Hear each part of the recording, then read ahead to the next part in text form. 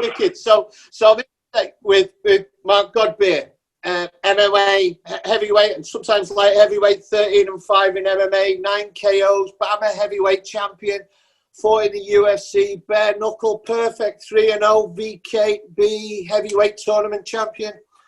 Mark Godbeer, I'm so pleased to have you on today. I've been looking forward to speaking to you.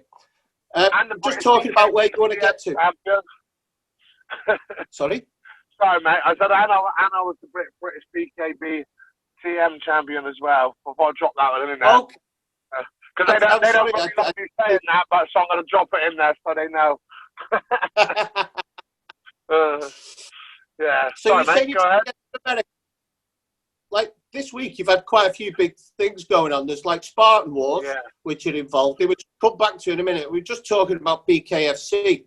So you're trying to get back there now? Yeah. Trying to get to the US? Yeah, I'm trying to get to the US, mate. And obviously now I've just joined a management team over in the US, run by a guy called Kevin Smith, who's actually, I believe he's like, I don't know the exact role, but he's one of the team for BKFC, like a medical organizer or something like that. You know, I don't know the specifics of it, but I know he's very highly regarded in the BKFC team. He's got his management company, and do you know what? Shout out to him. Honestly, the guy. Yeah. Obviously, this COVID shit messed a lot of us up. Do you know what I mean? I had 3 fights cancelled. I had 3 big fights cancelled. One with ACA. Then I had like LeVar Johnson cancelled. Then I was fighting Joey Beltran that got cancelled. And after training for 3 hard fights, I sort of went off the rails a little bit, and then like went downhill, and I was like, I was just sort of like, fuck you, fuck everyone. So I don't mean to swear, but you know, that's not where my head was at. But this guy Kevin this guy Kevin sort of recognised it, and he was like, look, you know, I want to get you back in with the BKFC, which is where I want to be. I think it's where I deserve to be. Every one of the top fighters in the world are fighting in BKFC, and I truly, truly believe I can beat every heavyweight on that roster. In my head, I know I can. I just need the right people around me. I need to stop filling myself with yes men around me and have the right people around me that tells me, Mark, you're being a fucking idiot. Sort your head out. Sort your head out. That's the people I need around me, you know? Especially in these times, like I said, these times has been tough on all of us. We've all gone through our hidden demons. We've all gone through our mental health with this. But, you know, there isn't a person alive on the planet that's been through these times that we're going through at the moment. So it's affecting people in different ways. But like I said, big shout out to Kev Smith. I'm now being managed by him. I personally asked him to manage me. And for me, a management company isn't about someone, how much they can get you. It's about how much they've got your back. And that guy seems to have had my back from day one, always messaging me, always making sure I'm all right. So I think, you know, he's a part of the BKFC team. And, yeah, like, you know, I can't say too much because, you know, I've been told not, but BKFC is where my future's at. Let's just put it that way. And we're working now on getting into the States. And we have found a couple of ways of getting in. We're just finalising it now. Once it's finalised and we know I can 100% get in, then there is fight news to come. Let's just put it that way. You know, I can't say too much, obviously, because I've been told that. But it's always good to give a little to keep people in suspense, you know. And also, people want to watch you. Yeah, sorry, mate. Go ahead. I missed that bit. No, I'm just saying. Yeah, people want to watch you fight, and you know, and at BKFC's, there's only a couple of events on at the moment, isn't there? But mate, Will Smith fought in the last one.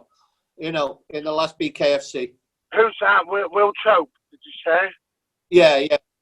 Yeah, I like that guy. I know Will. I know Will personally. I fought on the same card as him as well when I won the British title for the BKB TM, the British one, he fought on the same card as that. Yeah. So Uh-huh. and also as well, obviously because Thailand's my second home. Obviously, I train on the Soy Thai ad, where where Phuket Top to me is Tiger and all that, and we're always bumping into each other. He's a good lad, Will. I like Will. He's a good lad, real lad as well. But he's had some fights, hasn't he? Was it over 100 fights he's had now in all different styles? Like, yeah, he's. I thought I was a bit of a prize fighter. I thought, yeah, I'll fight anything. I'll fight left fight. I'll fight this, fight that. Then I look at his record and I'm like, fucking hell, this guy's been there and done it all, man. Yeah. I met him in China through knowing people in Thailand, like, and he just he turns up at a fight, and I'm like, "Have you got a corner?" It's like, "No, I just come over on my own. I'll be in your corner if you want," like, So he just turns up and fights. Have a corner. Ever, isn't he? He's just like real calm and placid, isn't he? Yeah, he's cool. Yeah, I like him. Yeah, guy. Really cool guy. So where do you train in Thailand then? I've seen you at Fairtex. Oh, I've seen pictures of you at Fairtex when the new place opened, and I was speaking to Jason the other day. Yeah. So I was at Fairtex, and Fairtex was a good gym for me. It really was. But the only thing was with Fairtex, I was lucky because the camp I had, out of the blue, I was really quite surprised. I had a message off of Alistair Overeem.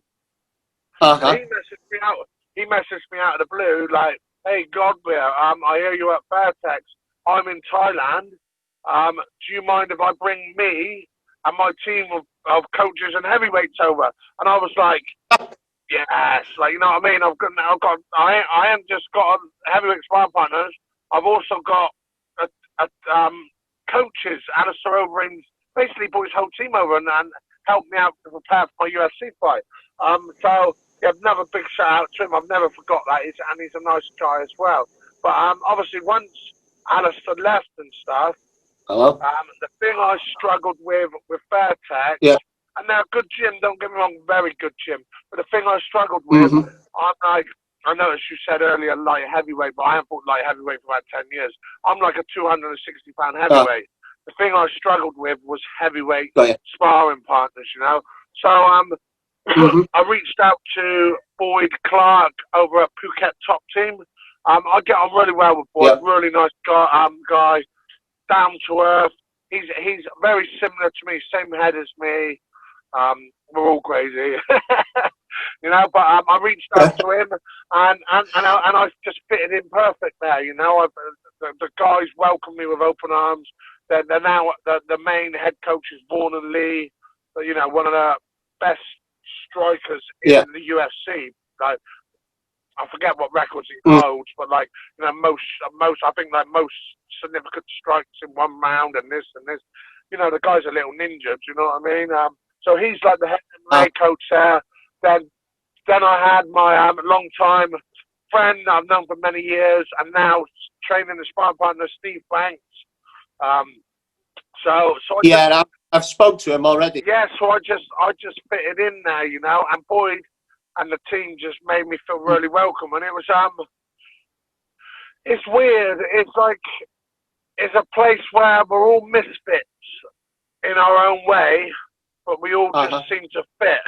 If that makes sense, I mean, us fighters are complex people, we're complex people, and it's just that. Thailand for me is just, especially the training gyms, it's like a whole team of misfits that just don't seem to fit in normal everyday life. But in that place, we all just seem, it's like the jigsaw puzzle just all seems to fucking fit. So I love that place. I can't wait to get back over there. I really can. I can't wait until they open up these borders and get my ass back over there, and also as well, all the fights are happening in Asia. So if I can get over there, I can get fucking fighting again. I'm dying to fight, mate. Yeah, it's really I'm just how do you get on? Now. How do you get on with not fighting? How do you get on with not fighting? So you want me to be completely honest? And I think a lot of fighters can agree with this. So for me, my training My focus leading up to the fights and my fights is my is my, what's the right word to use? Is my medication for my mental health. You know what I mean? It is that my training, my focus leading up to a fight, and the fight itself is my antidepressant. That is my antidepressant pill, you know. So when I'm not, after this COVID kicked in, and then all of a sudden, all the gyms were closed. I had previously, before COVID kicked in, I had the big fight with LeVar Johnson cancelled after I went away, trained for like 8 weeks in Thailand, went away from Christmas, that cancelled. Then I had another fight lined up with ACA. I didn't really train for that, but it was just lined up. It got cancelled for other reasons. I don't want to get into it, political reasons. I don't want to get into that. That's the past is the past. It's been and gone. Let's forget about that one. And then obviously then I trained my ass off for the Joey Beltran fight, and that was the fight that really means something to me. You know, that puts me ranked #1 in the world. You know, that's something. And the BKFC belt, that's you know, that's special in itself. Then you've got the oldest, most recognized belt in boxing history that's come out of the museum now, the John O'Sullivan belt. To win that, for me, have my name on that plaque in Belfast, New York, and then for my kids to go and see that with their kids in years to come, that's worth more to me than anything. So, anyway, getting back to what you were saying, I told you, mate, I chat. Getting back to what you were saying with the fighting, when I'm not training and that, mate, no, I tend not to do that well. When it was all taken away from me, like with the COVID, I tried to stay motivated at home. But, you know, when I'm not, when I haven't got no one to punch and kick me in the head or train with me, and, you know, and it's hard. It was hard for me to stay motivated. And if I'm honest, I lost my way. I did, like, the COVID shit fucked me up, man. I lost my way.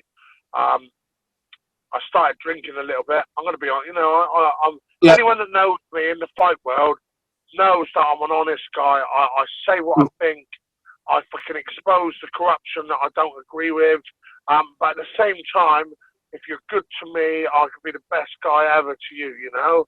And it's sort of after a few months, you know, I started drinking, couldn't train, and I just lost my way, like, you know.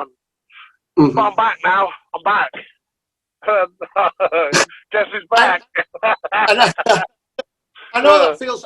I don't class myself as a fighter. I had 2 amateur fights in one day in a tournament, and like leading up to that, I felt problem because I suffer with depression, possibly PTSD. I've had drink and drug problems in my life and everything. So, you know, leading up to that, I felt amazing because I had that focus, and I know what you mean. But then after the fight, I was depressed after fight. Now I won both fights. I was depressed after the fight. It was like, now what? I didn't know what to do. You know, I don't know whether that's a normal feeling or not. I haven't really spoken about it much. Yeah, 100%. So, so a lot of my very good friends, a lot of them are ex-military guys, and they all suffer like PTSD and all that. And when I speak to them, right, they all say to me, mate, like your mentality and that. It's like a military mentality. It's like you're suffering with PTSD and shit. Like you get us, but you haven't been in the military and all that. Like, and you know, I'm not claiming, you know, I've been through shit like they have. I know some friends has been through some shit, but the lifestyle is very much the same as being in a military lifestyle. So what you do, I take myself away from my family, my kids. I take myself away from everyone for like months at a time and completely focus on one goal. I'm focused on the fight. I don't care about anything else. And this is why, whilst I'm training, I don't suffer from my depression or anxiety and stuff, because I've got focus. Yeah. And when I'm focused on something, I've got no room for all the other shit going on around me. That's why I take myself away. And then all of a sudden, it's like, boom, had the fight. And then just say, like with the UFC, use that for example, like leading up to fight week, you're the star, everyone wants to know you, you're signing autographs, you've got hundreds of fans outside the hotel, Mark, like, can you sign this, can you sign that? And you feel like this massive star. And then all of a sudden, you have the fight, boom, you've had the fight, win, lose or draw, you've had the fight. And then the next day you're on the plane, and I'm flown back to, God bless my little town, I don't live there anymore, but like, flew back to my little country town of Bridgewater, and I was sat in like Wetherspoons on my own, having a pint, on my own, thinking, fuck me, last week I was a superstar. Now I'm just sat here having a pint. And that's what people don't understand. It's the major highs followed by the major lows. It's such an up and down. This is the way I explain it. I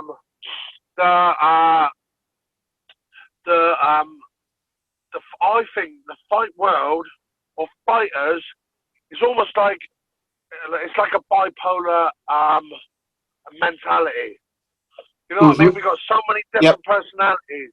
Especially, I was always saying as well, you know, when you get like people study in college, stuff like that, and they start trying to study psychology and stuff like that. I'm saying, if you want to understand every single human emotion, right, follow a fighter for 8 weeks leading up to the fight and the week after the fight.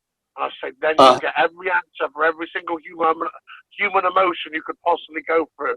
You know what I mean? It's like, it's true, you know, so I completely get what you're saying, and you're not on your own on that one. It is a massive come down.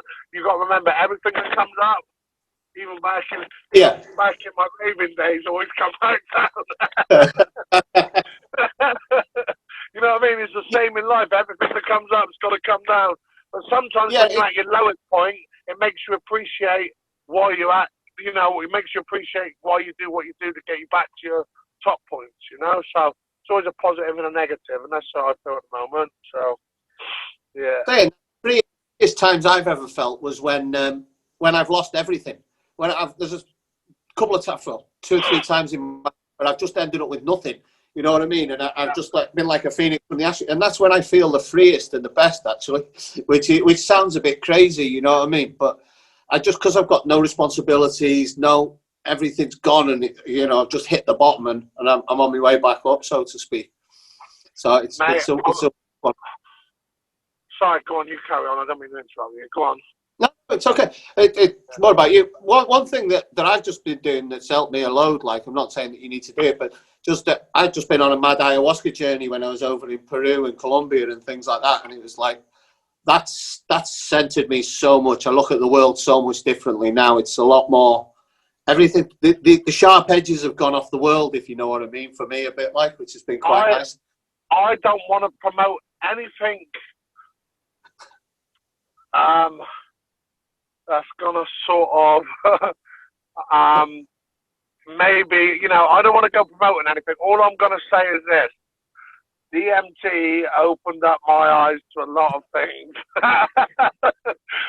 I've seen the world in a different way. And when I obviously read all the posts and all of this, and the Joe Rogan podcast, and like that, I was like, surely, Mike Tyson, I was like, surely this shit is, this is, oh my God, yeah, I'm not promoting it. I'm not promoting it because, it's got to be it's one of those journeys that isn't for everyone, It is one of those journeys. Not everyone is ready for these journeys, so I'm not promoting it. But at the same time, I am going to say, yeah, I see life differently after my little journey. Yeah, I wouldn't force it on anyone, but if someone wants to do it, then go for it. That's the way for me. Like, I don't see it as a bad thing. yeah, opened up my eyes to a lot of things.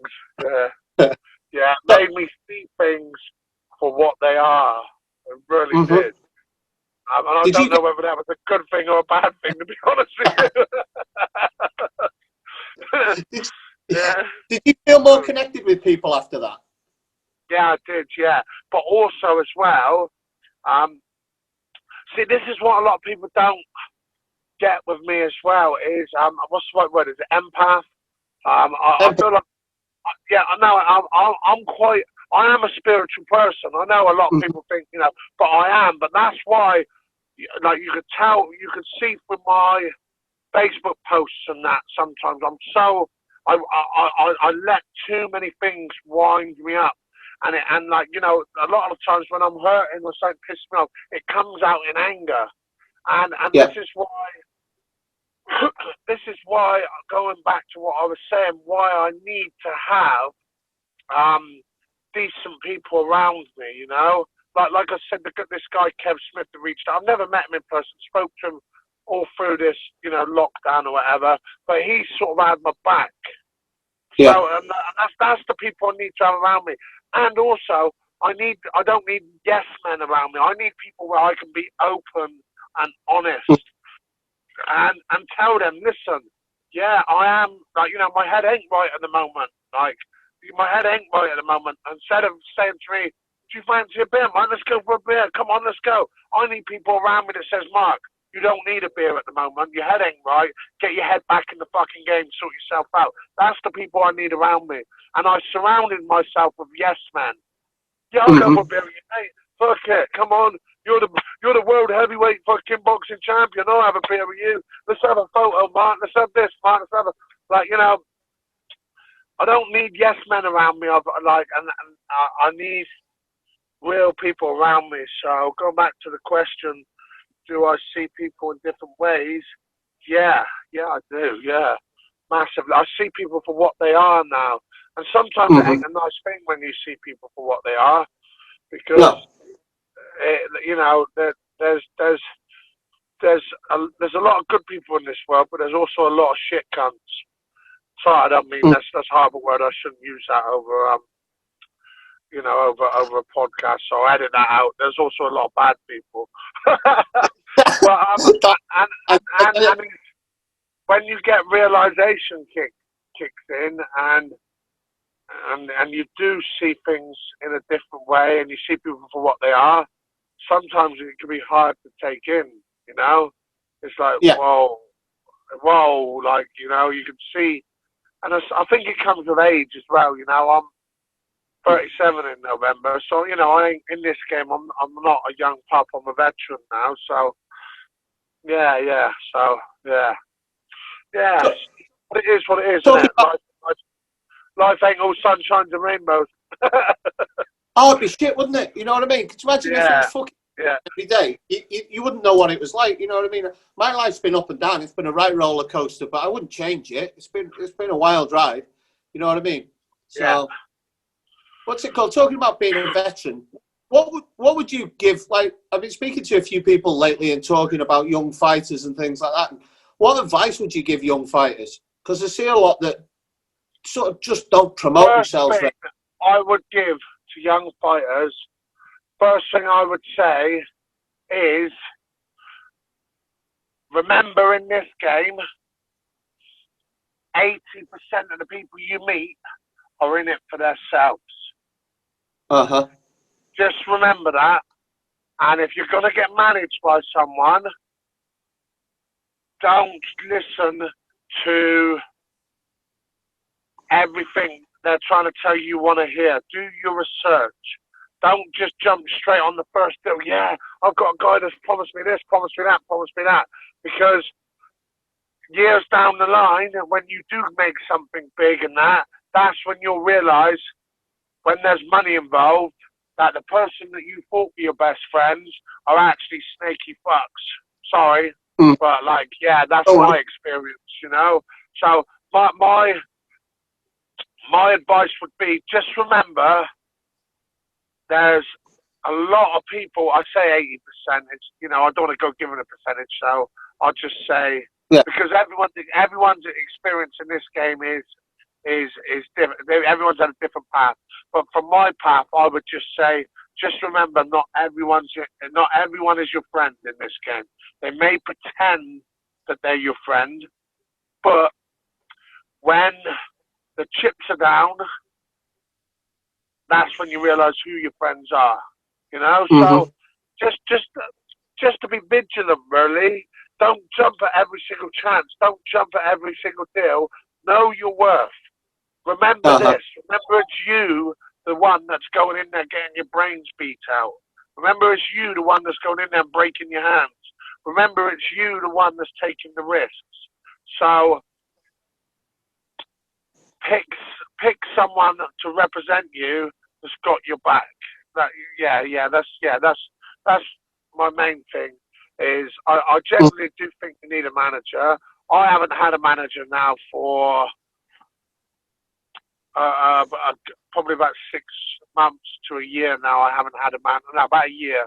I haven't had a management company, and you can't do this on your own. You need a team of people around you, but you got to pick the right team. So make sure you get a good manager, someone that's got your back. Obviously, they're going to earn money because that's their job. But, you know, someone that's willing to put themselves out for you, not just because of the money, but because they care for you and got passion for the sport. Because there's a lot of snakes in this game, a lot of snakes. And as the time goes on, the longer you're in this game, the more you can see through them like this. You know, no point in getting older if you don't get wiser. You know, hopefully that made sense. I spoke a bit of gibberish about that. Yeah. I hope I'm getting wiser as I get older. Okay, I've made a lot of stupid mistakes. So, do you reckon that was one for like? There's a lot of big talk about lately about UFC money, and you fought in the UFC. Do you reckon what's your stance on that, or do you want to comment on it or not? In what retrospect, pal? Like there was like John Jones and Masvidal saying that fighters aren't getting paid enough, and that the UFC screw people over. Then you've got people like Josh Thompson saying that you get more in Bellator than you'll get in the UFC, and should check free agency out and things like that. What's your take? The thing is, it's hard to me to comment because with me, I never know where my career's going. You know, if I ever had a couple of MMA fights to get offered to fight in the UFC again, I'd probably take it. But so it's hard to comment on something like that and without sort of burning the bridges. But so with me, with my UFC contract, we'll just talk about with my experience with the UFC and my contract with the UFC. I didn't get cut from the UFC. I asked my manager to get me out of the UFC. I didn't want to be in it. Okay. The reason why, so I won't go down the route of money and stuff because, you know, I was on, I think once I signed my second contract, they started me on my second contract, they started me on, I think it was 20 and 20.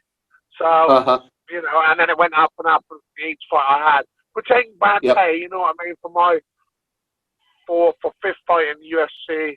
But even still, 20 and 20, this is what people don't get. So I spend, say, 3 months away from my family, right? $20,000. I spent 3 months away from my family. When I spend 3 months away from my family, I've still got to pay for my house home here. I've still got to pay all my bills home here. But then at the same time, I've still got to pay all my training fees whilst I'm away. I've still got to pay for my food, my accommodation away. So I've got 2 lots of living. So I've got living in 2 lifestyles that I've got to pay for. Then all of a sudden, just say, for example, my fight plus was 20 and 20. I lose the fight. So I've only got $20,000, right? Sounds a lot, yeah? But then most athletic commissions take between 30 and 40% straight away. As a tax, okay? So really, I didn't realise that. Yeah. Or let's just, I think standard in Vegas is 30%. So Yep. Off of, so that's $6,000 off of the 20. That's $14,000, right? Yep. Then your management, especially if you had a dickhead management like I had, took the full 15% before my tax was deducted as well. So in total now, I've had 45% of my purse taken out. So I've had $9,000 out of my purse taken out, and so I'm left with $11,000. That $11,000, time we transfer it back to English money, works out what, about 8,000 quid? Yeah, 8,000 or 9,000, right? something like that. So 8,000 or 9,000. So for those 3 months I've been away training, and I've had to pay 3 months worth of rent, 3 months worth of training and eating whilst I'm away. That's, you pretty much consume $6,000 in debt, 6,000 quid in debt for that. So I'm probably left with 2,000 or 3,000 at the end of it. You know what I mean?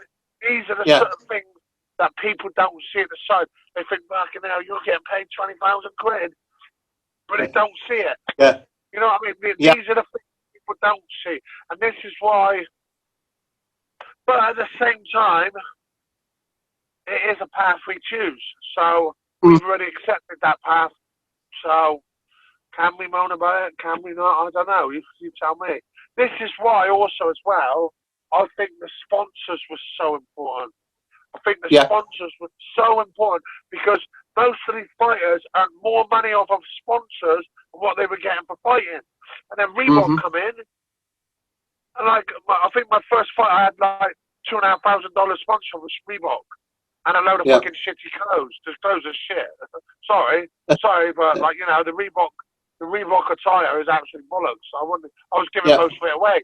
My man loved it every time I fought because he had a new set of Reebok shoes. Oh, man, my man did. He loved it.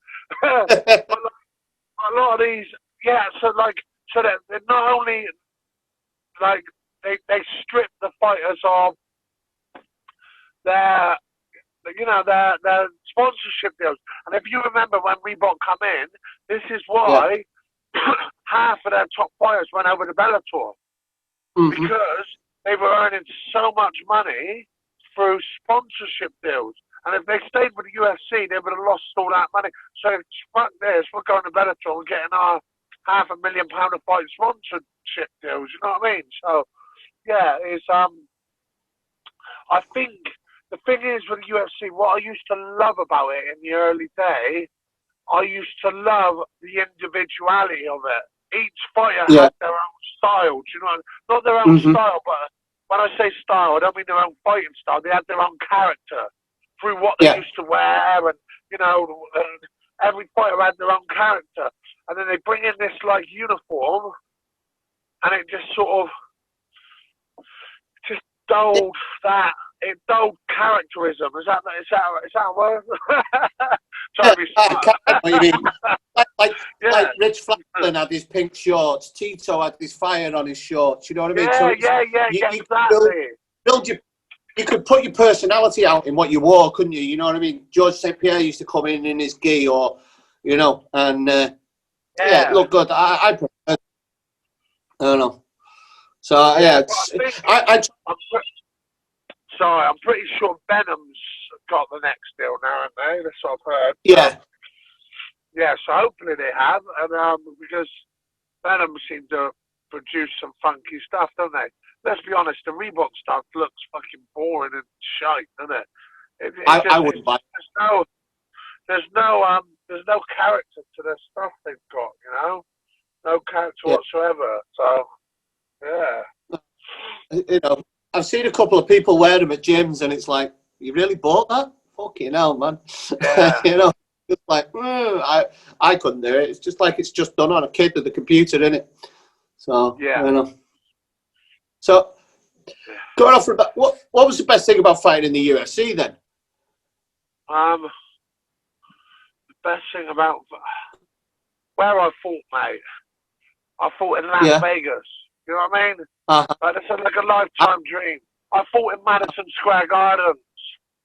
You know what I mean? I fought in Las Vegas. Yeah, I fought Madison Square Gardens. I fought in Las Vegas.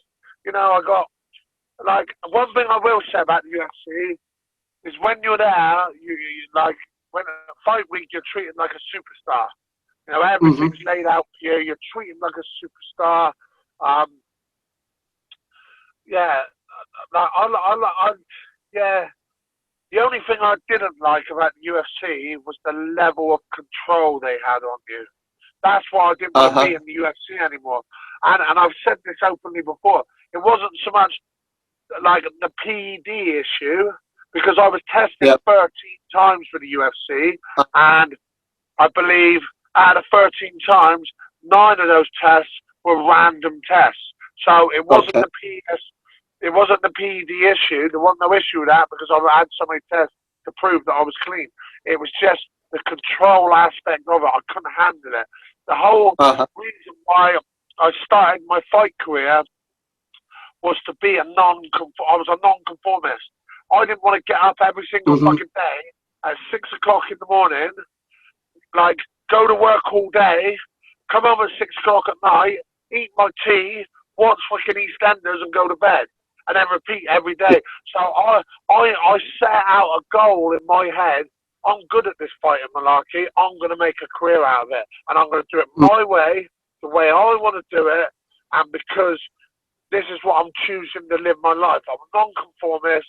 This is how I'm going to conform to my lifestyle, how I want it to run, not how someone else says I've got to do it. So when I was signed with the UFC, it sort of went against all my beliefs. So every 12 weeks, I had to fill out a database to tell them where I'm going to be to every single day, right?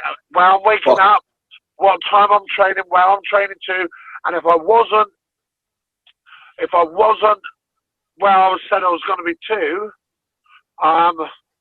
I'd end up, I had to go onto my app, USADA app, and then type in the address of exactly where I was going. And I think that one of the last straws was for me, like at the time I was having my kids every other weekend, like that was time to have my kids, and it was about 12 o'clock in the afternoon, and I got all the kids in the car. I was going to take them to the beach, and this guy came up to me, and honest to God, like it was so funny. He was literally shitting himself, and he was like, walks up to me, real sketchy, got out his car. He had this like old banger old car. Got out his car, real sketchy, and he's like, "Are you Mark Godbeer?" And I'm like, "Who the fuck are you?" He's like, "Are you Mark Godbeer?" I'm like, "Who the fuck are you?" You know what I mean? And then like literally this that went, and then he sort of like shakenly holding up his identification card, and he's like, "I'm USADA," and I just laughed, and I went, "Why didn't you just fucking say that from the start, mate?" You know what I mean? So I had to get all the kids out of the car, back into the house, got the kids back into the house. I'm like, I can't just piss on demand. I've just had a long piss, so I've had to wait for about an hour and a half for this guy that I don't even know in my front room. Well, my kids are all going mad crying because they want to go to the beach or whatever. And I'm sitting there, and eventually I was like, "All right, mate, I need to piss now." He follows me into the toilet whilst my kids are in the fucking. I feel like it's a violation of my rights. Like, but I signed up for it, so you know. But like, he followed me into the toilet, and I'm pissing in a cup whilst he's looking over my shoulder at me cock. I almost turned around and pissed on him, to be honest with you. Sorry. Oh, sorry. One of them. Yeah. So then he's on my kitchen side with my kids in the front room and that. And honestly, it was like the guy was shitting himself. And as he's trying to pour my piss into one cup, he's literally shaking and spilling piss. I went, "Mate, what's the matter with you?" And he said, "Look, I'm going to be, this is a true story as well, this is." He said, "I'm going to be completely honest with you."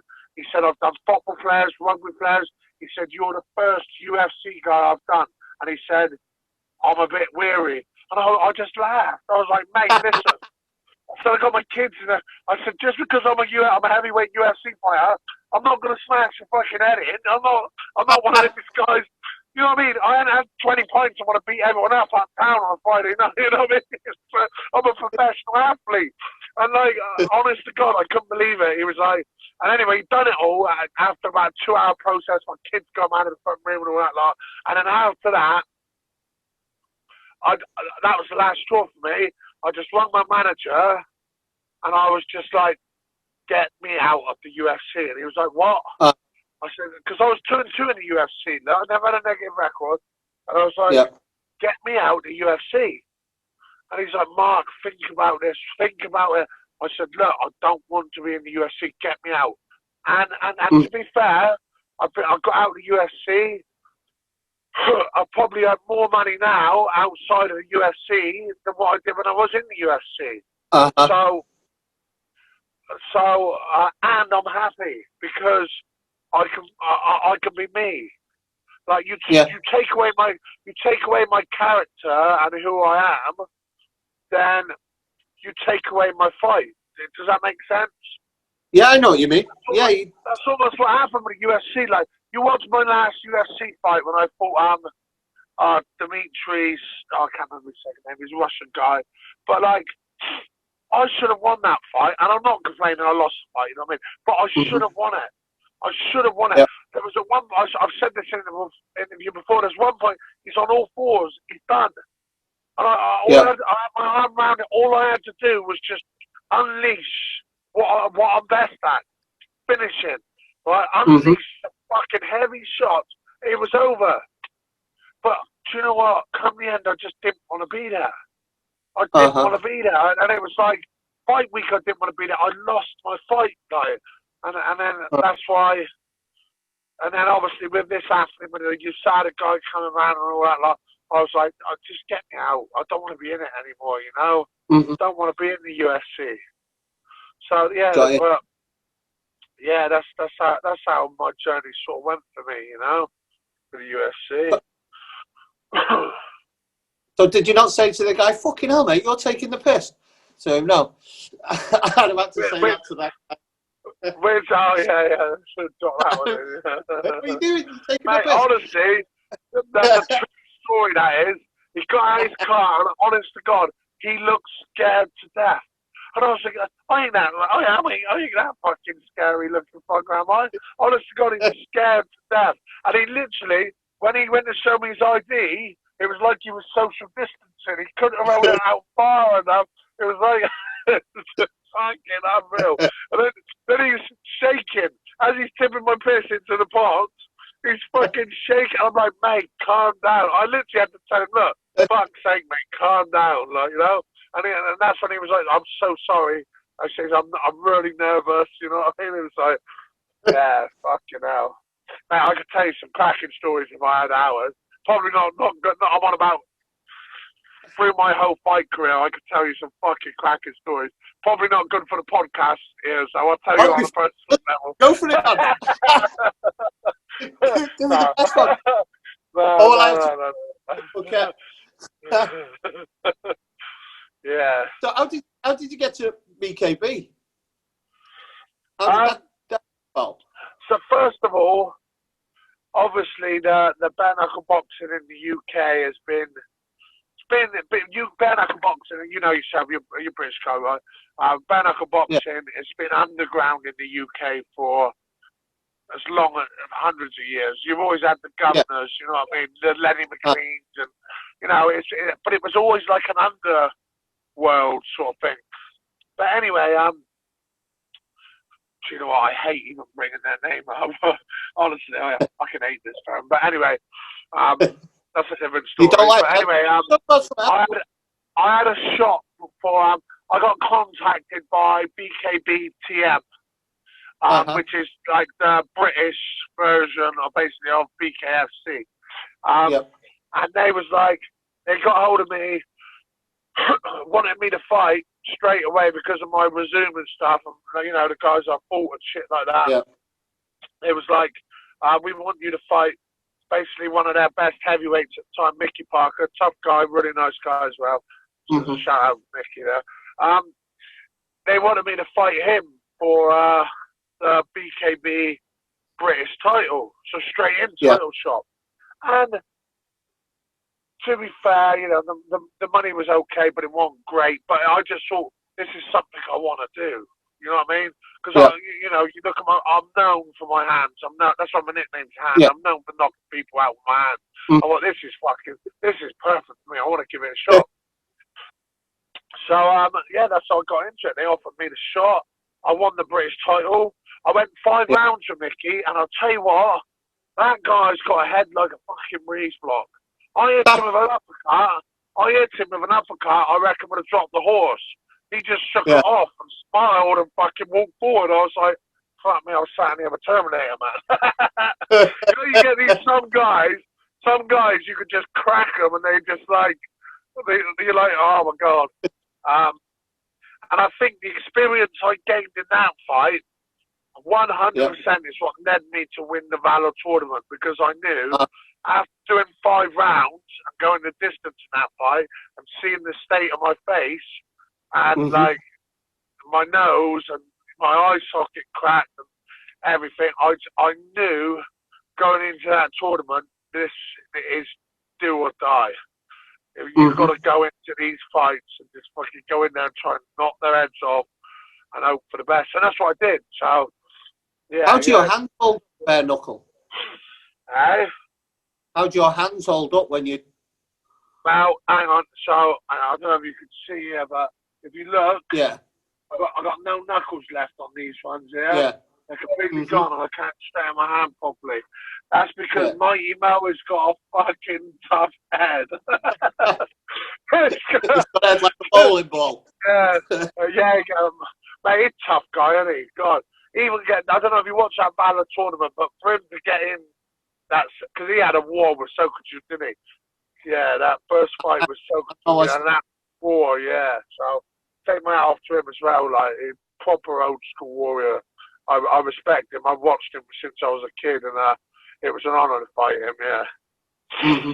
Yeah. So what do you prefer? Do you prefer the mixed martial arts or just the boxing? Or bare knuckle. I love bare knuckle. My goal is now. I think now my head's straight. Build the bridges that I might have burnt a little bit because of my stupidity and fucking mental health. You know, I'm not gonna lie. Sometimes you have to bite the bullet and realise that you fucked up. It was at this point you realise you fucked up. And then, I'm building the bridges. Like I said, I've got a new management company now.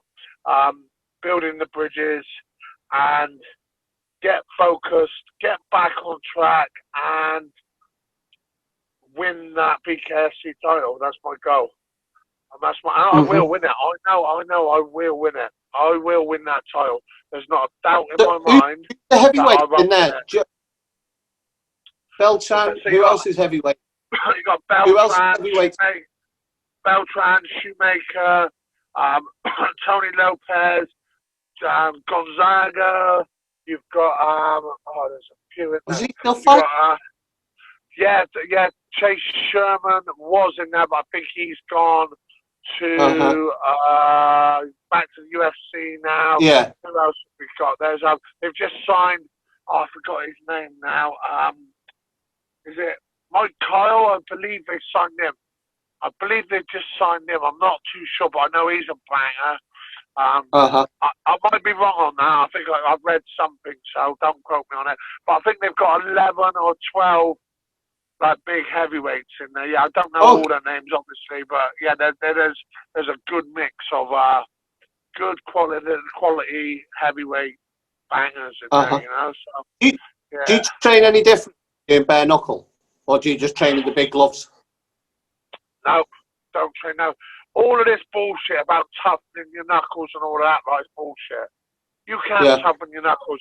If you're a 260-pound guy and you throw with the ferocity that you do, and you catch someone in the side of the head, bone on bone, 9 out of 10 times you're gonna break your hand. So, yeah, you do have to pick your shots in bare knuckle, obviously, because you want them to count on the softer spots. But at the same time, if you're wary about breaking your hands, you're not going to throw shots. So just get in there. Like I said, when I fought the Valor tournament, I ended up breaking 3 metatarsals in my hand. That's what my hands were torn. But, like, once you're in there, you're in there. Fucking, if you break your hand, you just got to keep throwing it. Get the hand, they can fix the hand after the fight. You know, you're in there. So I Yeah. can get in there. The hand can be fixed after the fight. If you go in there worrying about breaking your hands, you're not going to throw No, the shots, or you're not I going to let meant your more hands for. go. You know. I meant more for Hey? training. I meant more for training. How do you train for having a bare knuckle? I train exactly the same as what I would for a normal boxing fight. I don't use bare knuckles. You can't spar with you can't spar with even 4-ounce MMA gloves. You can't. So what I tend to use or try to use, oh pardon me, a lot of the time is the MMA sparring gloves. Yeah. But even with that, you can't really throw hard shots because it's like you got to remember we're 260-pound heavyweights. You know, so when I'm training with other 260-pound heavyweights, so I just spar with normal gloves really and protect my hands. What's the point in not protecting it? Like I want my hands fresh when I fight. So why am I going to bruise them up by smacking things constantly with no knuckles on? Like risking breaking my hands training when I'd rather just break them in a fight and deal with it afterwards. It was more the defense that I was thinking about, you know, because like when you've got a big set of gloves on, it's easy to block, isn't it? When you've got that offer the same amount. That's the bit I was curious about. If you've done anything really? Yeah, it's a bit different because I think the more fights you had bare knuckle, the more experience you get. And if you notice what a lot of bare knuckle boxers do, is when they normally got open hands.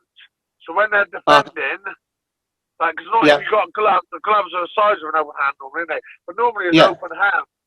You know, if you try and defend like this, you've got everything open. But if I'm stood in with someone, I've sort of got open hands defending. But to be honest with you, you know, I'm looking to knock people out, so I'm just coming forward to knock their fucking head off, mate. Yeah, that's the way I see this. That's the way I see this bare knuckle game is. You don't get paid for overtime in this. The only thing you get for doing overtime in bare knuckle is cuts and scars for life. So just get in there and get the job done and get out. Get in, throw and yeah. So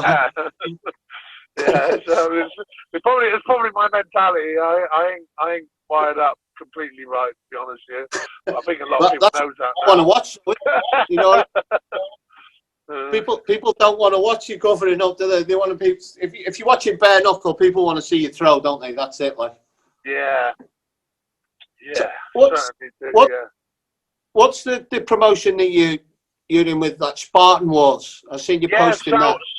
So what's happened? Obviously, you know what I was saying about. Basically, I need focus. That's my main thing. If I haven't got focus, I tend to slip off the rails a bit. So. For the last couple of months, I've been, you know, a friend of mine, Christian, who runs Spartan Fight Club.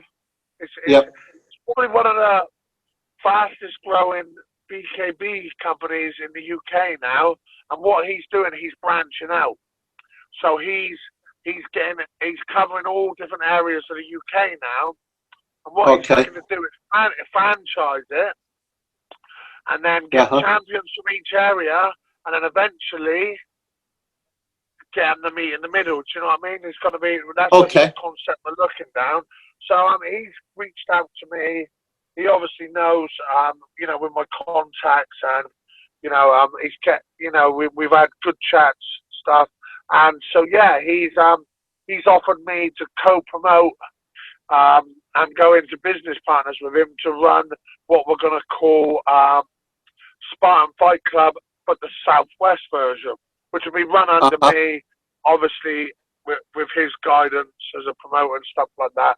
So that's another venture for me. Yeah, we're looking to put a show on in March, and obviously there's going to be complications.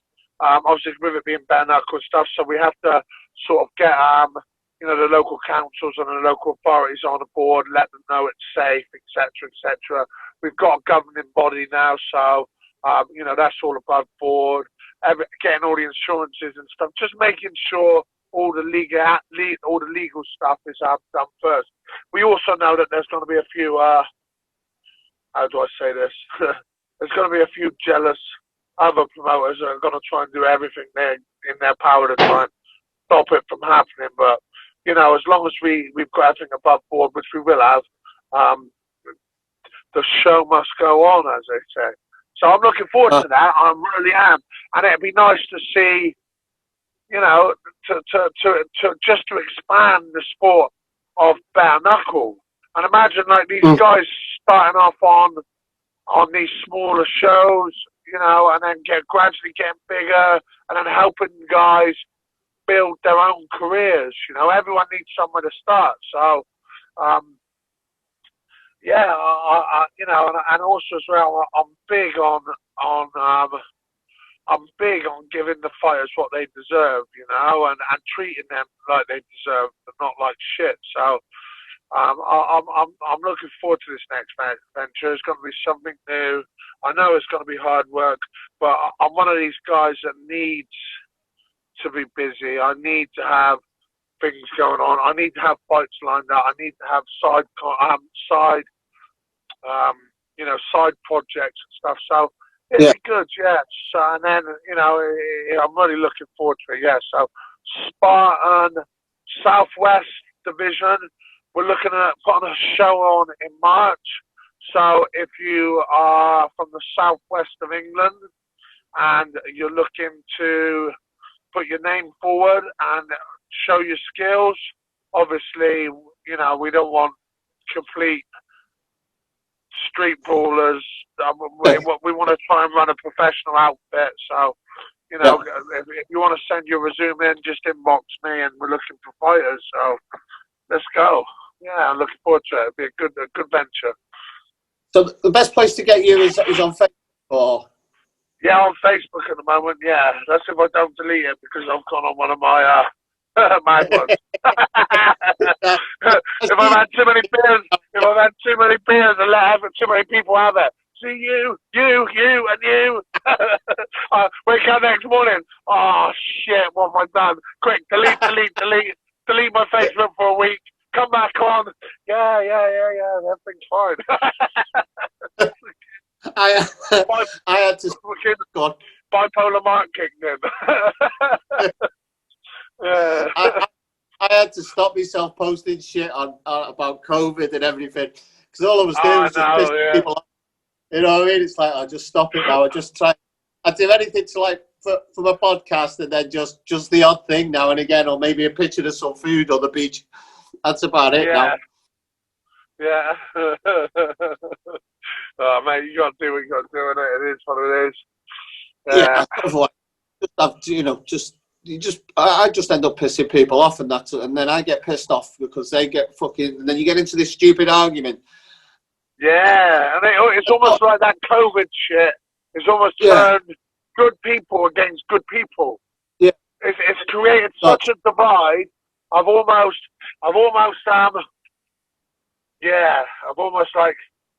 look, I'll tell you one good thing though. There has been a plus side to breaking my nose so many times over the years of fighting, and I can't breathe properly, because due to the fact that I can't breathe properly, I'm now mask exempt. Because I have breathing restrictions. So if you see me without a mask, please don't try and look at me like I'm, you know, a non-conformist or something like that. I'm genuinely, I'm now mask exempt. Thanks for getting my nose broke so many times. Where I'm at in Nairobi, everyone has to wear a mask. Like, but around where I'm staying now, no one's wearing a mask. I fucking hate it. I do. It's like conforming to this bullshit. It's fucking crap. The amount of risks I've took in my life. You know what I mean? I used to be an IV heroin user. Do you think I'm fucking worried about COVID? You know what I mean? It's like I do fucking stupid things all the time. I'm not worried about that. Like, if it gets me, it gets me. Yeah. Okay, fair enough. You know, I was worried they'd give it to me mum or something when I came home. But other than that, like, it's like, you know, I should be okay if I get it. I don't know. Yeah. But not everything's like that. So yeah, I'm wearing, like, even like now, But I'm worried now because the weather's changing here in the UK, so it's sort of coming like from boiling to really like cold and fucking wet. And now I'm full of cold now, you know what I mean? I don't know if you can see me wipe my nose, but like, and it's so horrible because I walk into a shop, I walk into what's called, I got a runny nose or a sneeze or I'm wiping my nose or something, and it's almost like people look at me as if to say, stand back. And I'll tell you what else is done as well. You can't be polite anymore. You know, like the gentlemanly thing to do, like open a door for someone, or if you're stood in the queue, pass them a menu if you're waiting for food, or like now you go to open a door for someone and pass them. They look at you like it's fucking mad. I'm like, oh, I'm so sorry for being polite now. It's fucking crazy. Yeah, it's crazy. My mate who's in Thailand was saying that some actress came out and said that her cat got COVID. So or dog, I can't remember. So they're selling masks for cats and dogs over there now. Oh, mate. But to be fair, that is why I love Thailand. Fucking fancy crazy over there, and I love it. I remember. You know what I was saying about how misfits just seem to fit in now. Do you know what I mean? It's like fucking. Yeah, that must be why I like it there. I've lived there for the last like 12.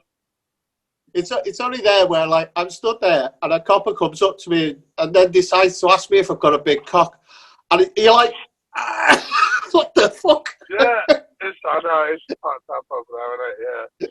Yeah, I love it. Yeah, I can't wait to get back. Like, yeah, I think I'll stick to the Phuket side though. Yeah, my days of potato are gone. Fucking crazy place. I've got a place in Pattaya now. Yeah. I noticed you got a dog.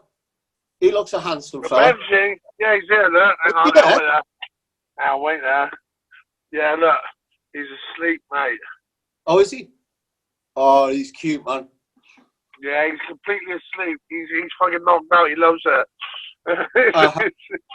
He comes to me everywhere. Literally comes to me everywhere. So that's the other challenge I got now. Is you know, obviously sometimes I'm gonna have to go away for a few weeks at a time to train and stuff. So just getting dog sitters and stuff in place. So I think there's got plenty of people around me. So he's such a he's so soft. He's soft as shit. I'm pretty sure a lot of my friends have taken him on for a couple of weeks to look after him for me whilst I'm gone. So Staffy. Yeah. What's that? No, he's an ex-South American bulldog. Okay. He's only a pup as well. He's only a year old. Just turned one, he has. So he's got some filling out to do. Yeah. I'll tell you what though, mate. During this lockdown, he's fucking helped me a lot. You know what I mean? I know it sounds silly, but like he's helped me a lot. He's kept my head straight. Yeah, bless him. Yeah, having dogs like. So you know, it's a bit of it's a bit tough one, isn't it? Yeah. So, as we wrap it up, is there anything else you want to say, Mark? Any sponsors or anything? No, not at the moment. I'll tell you for why, because I haven't got no sponsors. But one thing I will say, I can't really release it, but there is a big fight on the horizon. We're just sorting out, you know, obviously ways to get into the States legally, ways to get in. Once we've sorted that out, the dates will be released. The opponent will be released. I haven't got any sponsors at the moment, and if there's anyone out there that's willing to, you know, sponsor me, get the names on my shorts or whatever, you know how it works, then I'm open, you know, I'm open for sponsorship deals and stuff. I can put you in touch with my manager. So, yeah, there you go. Yeah. Yeah, and, you know, a big shout to my coach, Dean Lewis, back home, one of the best boxing coaches in the UK, only a young lad. Me personally, he needs a shout out because he does a lot for me, you know what I mean? He's does a lot for me, and I think all these boxing coaches and that are going through hard times at the moment because obviously gyms not allowed to train and shit like that. Half the memberships are going and stuff like that. So, you know, if you're in the Western Supermare area, get yourself the Western Warriors gym. That's where my boxing coach runs. Is that where you Superman? That's no, I live just up the road. So I'm originally from Bridgewater, but I've moved out in the country now. I live right out in the middle of nowhere. No people around me, and I love it. So, yeah. But Western's literally 20, 30 minutes up the road from me, you know. So I travel when I'm not in Thailand training. That's my other gym back home here in the UK. We're a boxing gym, yeah. Because I'm a recovering addict. I've done my treatments in Western some years ago. Like, oh, did you? Yeah, like 20 years ago. Yeah. Oh, fair play, mate. Fair play. It has good memories and bad memories there for me. Like, you know what I mean? So, mate, we all have addictive personalities. That's why I have to fight, mate. You know that I have to swap. It's almost like you have to swap a negative addiction for a positive one, you know? Yeah. And that's the thing with my fighting. When I say, go back to my fighting, when you say to me, what's it like when you take away your training and stuff like that, that's when I go down here, when I've got, like, I start eating the booze hard and stuff like that, because I've got an addictive personality. So I have to swap. I have to swap sort of one addiction. I have to swap a negative addiction for a positive one. And does that, obviously that make sense to you? You know, so I kind of get it, mate. I kind of get it. I got a lot out of training because I didn't come to training till probably when I was 43 or something, when I started training properly, 42, 43. Because like my sister had come to Thailand and they had a coaches at her hotel.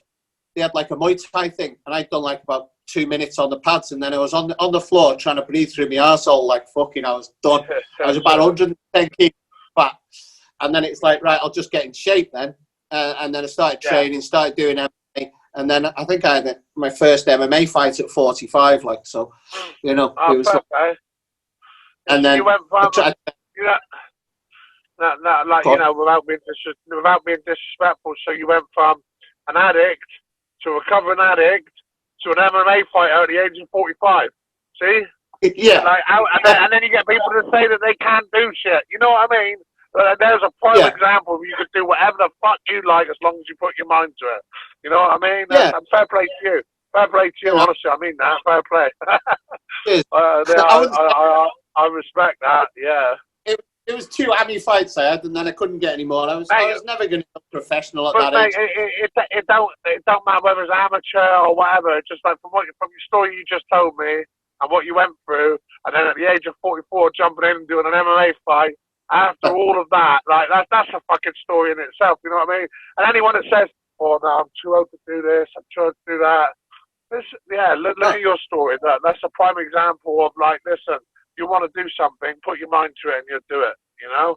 Yeah, that's why I like speaking to people like you, and that's what this podcast for me is speaking to people who just follow the dreams and and don't live that standard lifestyle and just go for it, do what they want to do, and do what they're enjoying. You know what I mean? Because that's what I do in my. Sorry? A non-conformist. Yeah, I struggle to conform. You know, I'm like that myself. Like I've just back off a year cycling around cycling around South America. You know what I mean? Which is wicked. Yeah. Probably one of the best times of my life. You know what I mean? But it's just that you've just freedom that you feel of just not having to get up and go to work every day. Traveling, innit? Traveling. Yeah. And this is another thing that's killed me. I've been in the UK now for 10 months. This is the like in the last 10 years. This is the longest I've been stuck in one place. Yeah. I can't deal with it. And they're like, that fucks my head up. I need to be out traveling. Like, I'm such a free spirit. I need to be out meeting new people, new cultures. I need to be doing stuff. And like, to have that taken away from me as well, which mess my head up, you know? That's been doing my head in. I advise anyone, even like my girls, like you know, all my girls, I'd advise to them, you know what I mean? Rather, don't tie yourself up to 25 years of fucking living a life where you got to get up at 6 o'clock in the morning, go to work all day, like do this, do that. I'll tell you what, like until well, there is got to be a day we got to settle down and do that. But until that day, work for 2 or 3 months, save every penny, and then buck off for 12 months and travel the world. Do you know what I mean?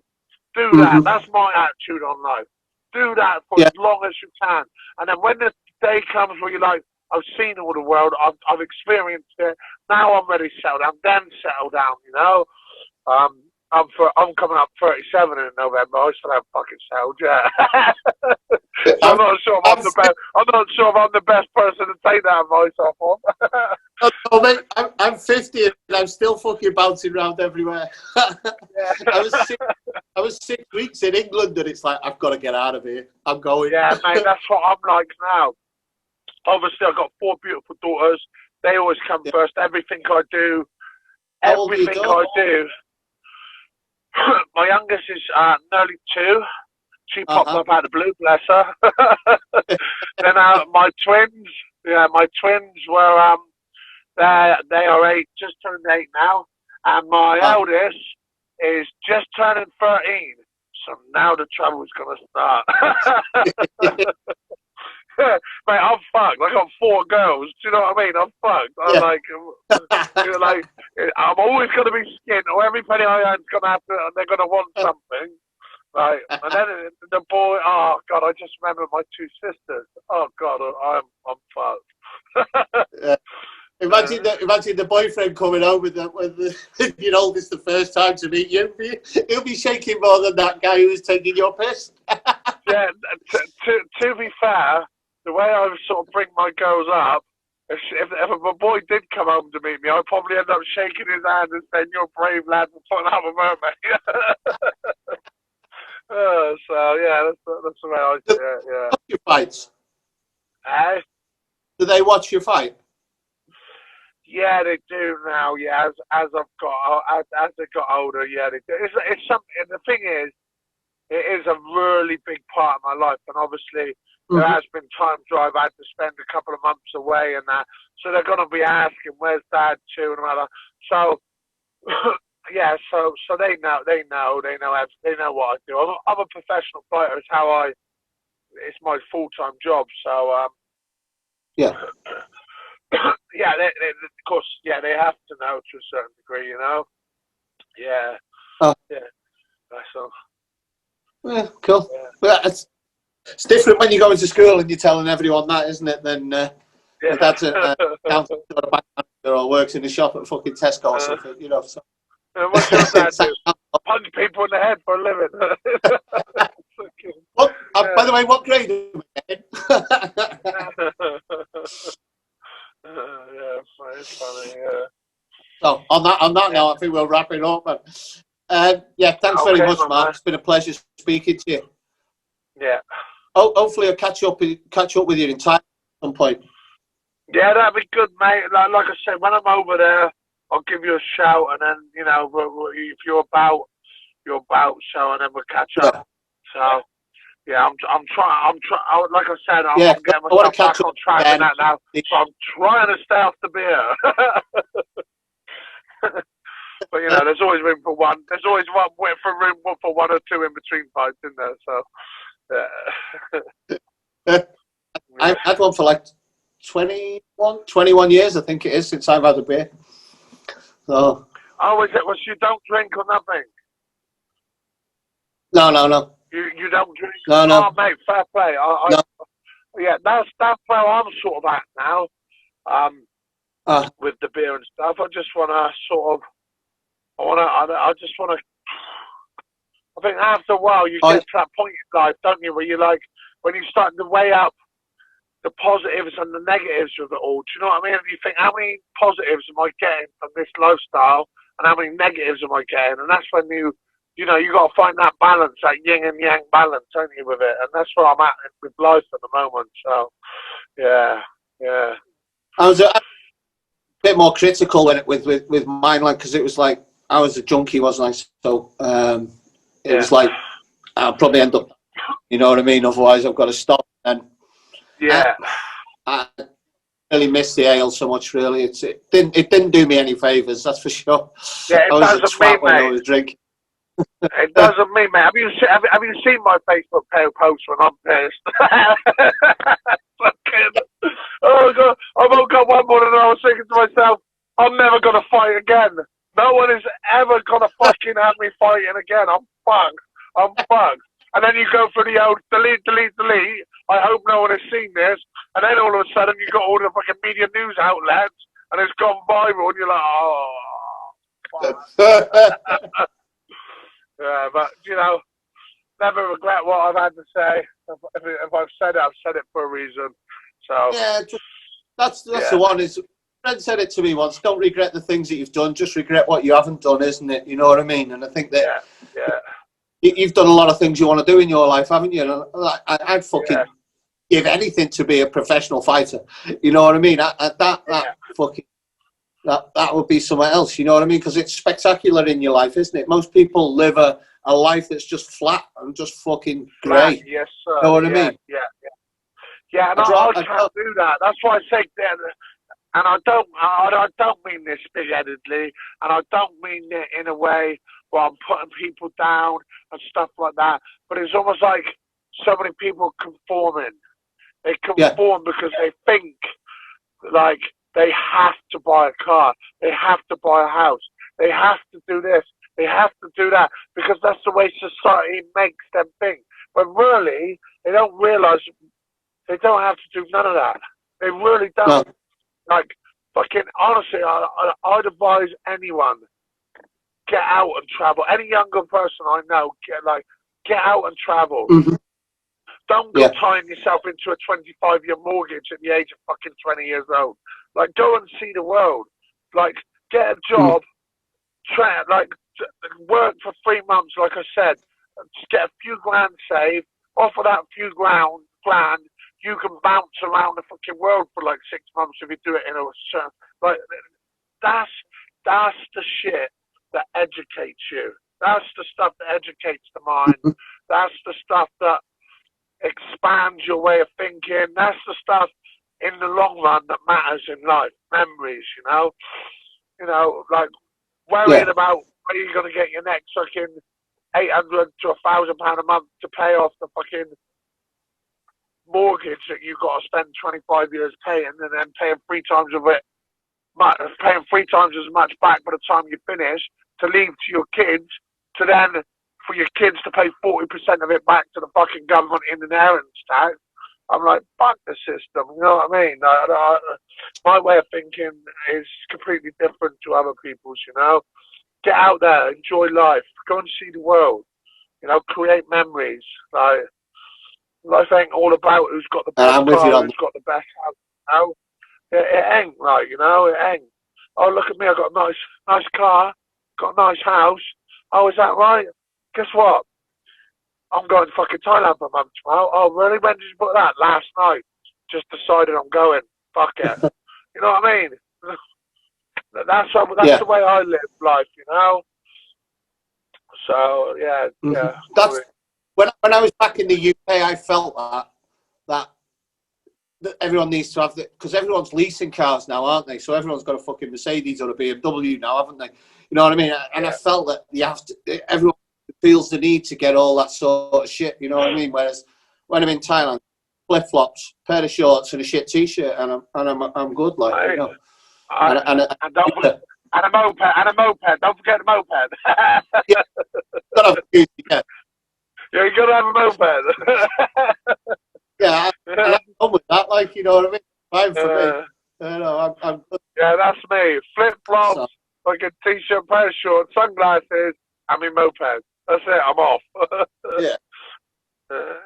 For me now, if I only stay here a month in Kenya, it's cost me less to stay here a month and the flight than it would for an Airbnb in the UK for a month, like, you know what I mean? So, exactly, what's best? And see something new, see some different people, you know, different culture. It's great. Yeah. So, nice one, Mark. Before we go on again, thanks very much, mate. Really appreciate your time. It's great to speak to you, and good to see you smiling, man. Yeah, and you, man. Yeah, I'm back now. I've been to hell and back, and I'm back for the other side.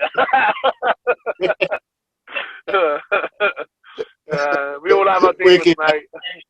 Yeah. Oh, Anyway, fucking dude. hell. Take care, man. Peace out.